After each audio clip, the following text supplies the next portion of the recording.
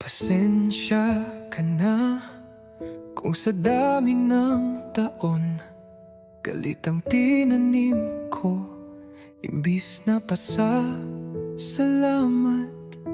Pasensya ka na kung tiningnan lang kita bilang hadlang, hindi bilang tahanan.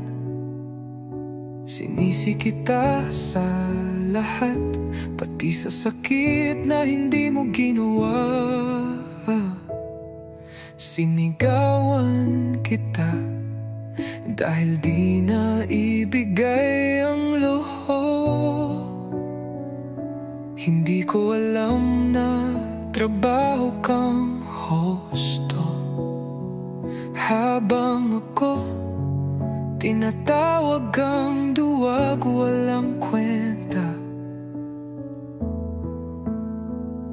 Tinulak kita sa labas ng buhay ko, at nang ikaw ay nawala, doon ko lang napansing wala pala akong mundo kung wala ka sa buhay ko. Hindi ko nakita yung mga kamay mong namaga sa kakalaba, kakatrabaho para sa akin.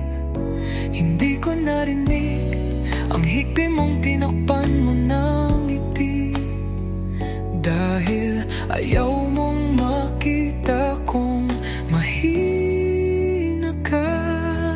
Ngayon, lahat ng galit ko ay parang salitang isinulat sa apoy na unti-unting sinusunog ang kaluluwa kong sabik.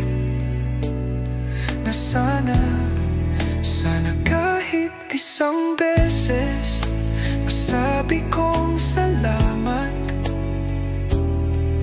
bago mo ako tuluyang iniwan.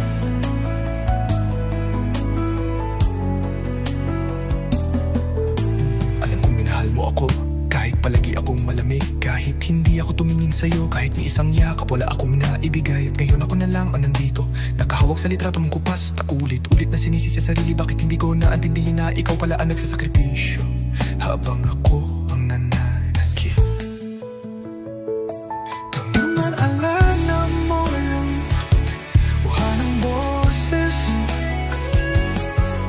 naalala mo nung huli kang tumawag, hindi ko sinagot. Busy daw ako, pero ang totoo wala lang akong gana kausapin ka. At nung dumating ang balita na wala ka na, wala rin akong dahilan para mabuhay ng buo, kasi lahat ng hindi ko nasabi ay bumubulong sa gabi, sa dilim at sa bawat tibok ng puso kong wasak.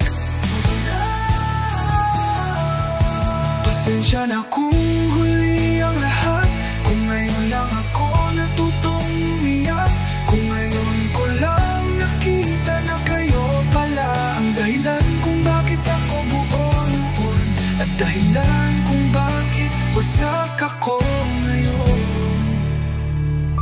Wala akong ibang tanong sa sarili, kundi bakit hindi kita minahal habang nariyan ka pa, habang nariyan ka pa.